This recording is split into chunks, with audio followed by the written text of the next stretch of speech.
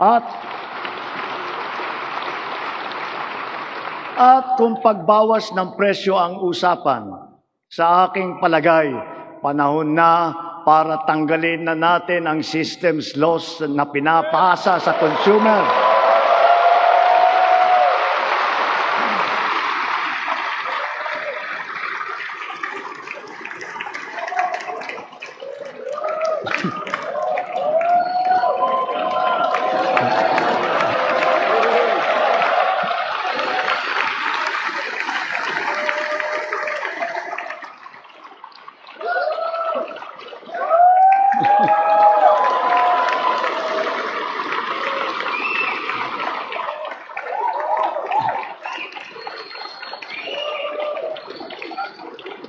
Pinapasa ito sa consumer at kinakarga sa bill na pinapatungan pa ng value-added tax.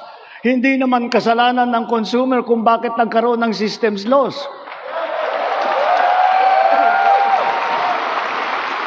Kaya hindi naman tama na kailangan sila pa ang pagbabayarin dito.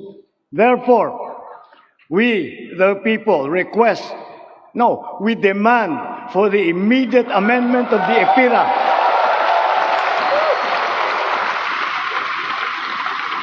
and to prohibit charging systems laws against consumers, including the value-added tax thereon.